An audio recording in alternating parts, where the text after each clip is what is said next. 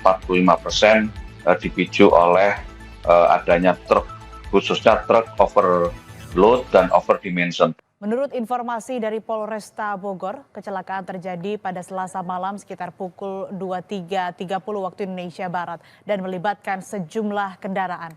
Berdasarkan informasi yang kami peroleh dari Polresta Bogor, 8 orang tewas dan 11 orang terluka dalam kecelakaan ini. Kecelakaan ini diduga akibat remblong pada truk pengangkut air mineral.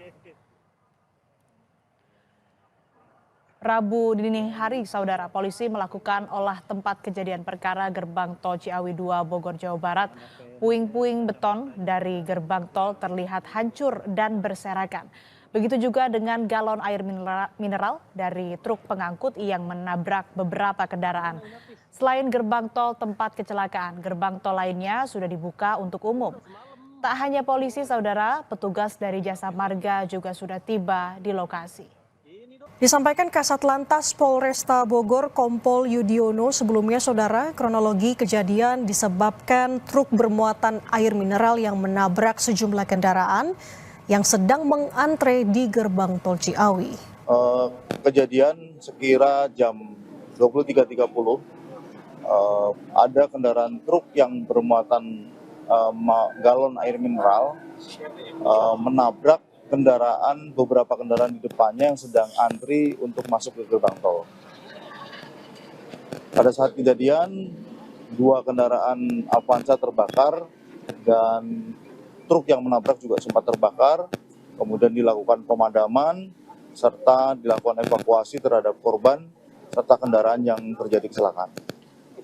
Saat kecelakaan sendiri kondisi gerbang tol sedang padat atau seperti apa? Ada antrian 5 kendaraan di depannya, jadi memang tidak terlalu padat.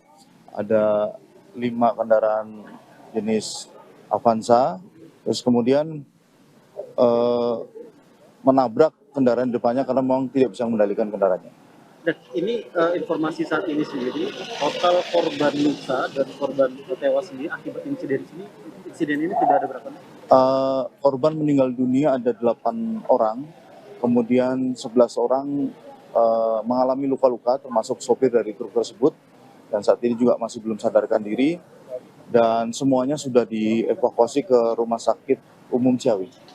Nah, menurut data yang kami punya, memang kecelakaan di jalan tol yang memicu fatalitas atau menimbulkan kecelakaan fatal baik meninggal maupun luka berat itu 45% dipicu oleh adanya truk, khususnya truk overload dan overdimension, termasuk dalam kecelakaan di Ciawi dini hari tadi, ya, truk air minum dalam kemasan atau AMDK yang diduga overload sehingga ketika truk itu masuk ke area tol, kemudian sopir mengendalikan dengan oleng. Nah, oleng itu zigzag diduga karena remblong. Nah, remblong ini bukan secara teknis, sebenarnya kalau yang sering kami sampaikan itu bukan karena remnya blong, tetapi karena di overload. Nah, overload itu remnya tidak bisa diinjak dengan pakem, ya, sehingga dia akan lepas kontrol. Ini yang terjadi. Nah, sebenarnya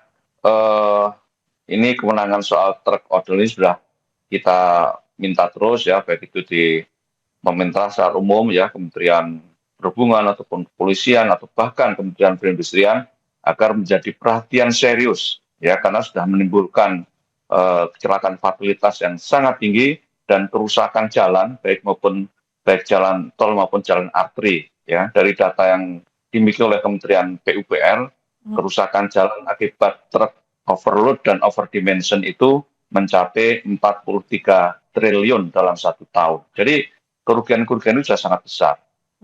Sudah ada aturan soal hal tersebut, Pak, khususnya soal tadi mungkin kendaraan-kendaraan bermuatan besar begitu yang akan melintas ke jalan tol atau masuk ke jalan tol, ini apakah aturannya sudah ada atau sudah diimplementasikan atau bagaimana?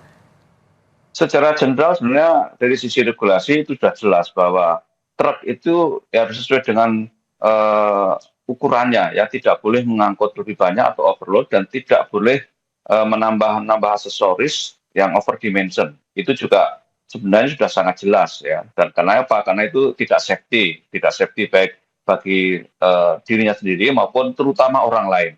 Nah, oleh karena itu sebenarnya secara normatif itu sudah pasti melanggar, tetapi di lapangan itu kita tahu persis bahwa truk odol itu masih sangat dominan. Ya misalnya ada survei yang dilakukan oleh Kementerian Perhubungan pada tahun 2023 dari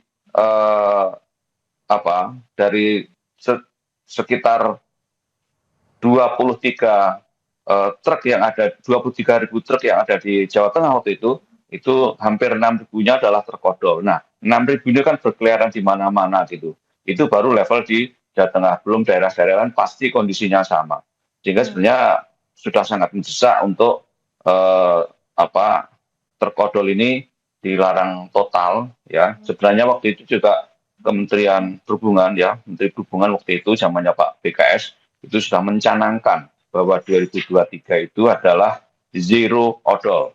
Nah, tapi sampai sekarang itu belum tercapai zero odol itu sehingga masih ada di berbagai jalan raya.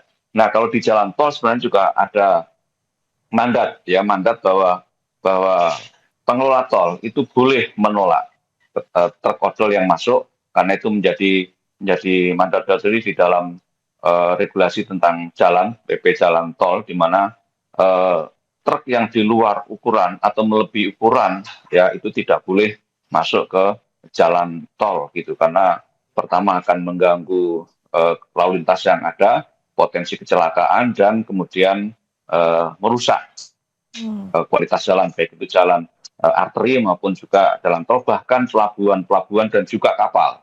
Nah, ini yang kemudian sebenarnya sangat urgent untuk sekali lagi melarang total adanya truk overload dan over dimension.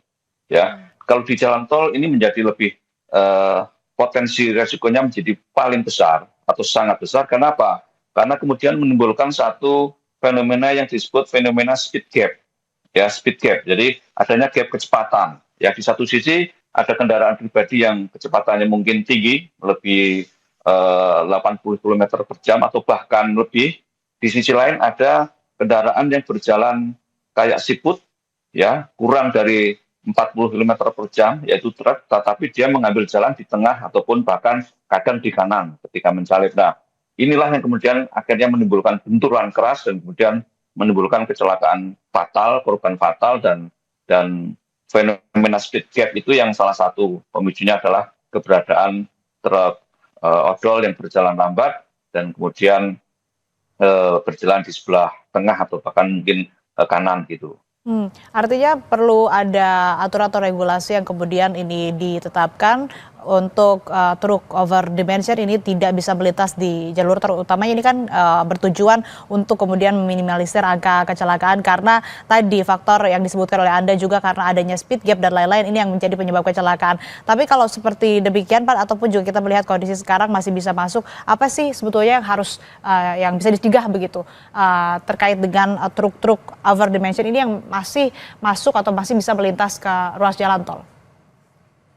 Ya, sebenarnya concern kami bukan hanya ke jalan tol saja. Memang resikonya akan lebih besar di jalan tol, tetapi itu juga ketika truk odol itu masuk ke ruas jalan arteri atau jalan nasional atau bahkan jalan provinsi, itu juga tidak boleh, ya, karena jalan itu ada kelas jalan. Truk odol itu jelas tidak masuk kriteria apapun di dalam ruas jalan yang ada.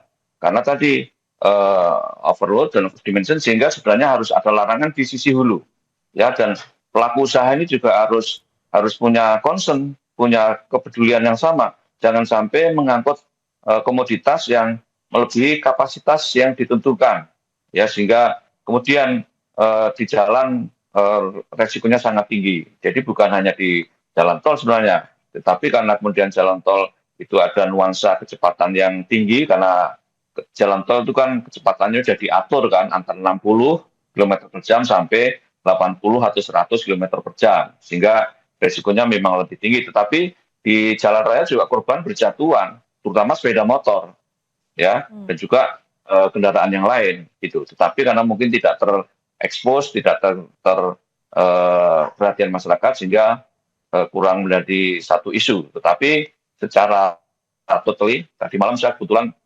baru menghadiri acara di Korlantas itu bahwa setiap tahun terakhir tahun 2024 ini ada 26.000 orang Indonesia yang meninggal karena kecelakaan di lalu lintas di jalan raya. Tentu ini selain sepeda motor yang berkontribusi tinggi, juga adanya truk over dimension overload itu.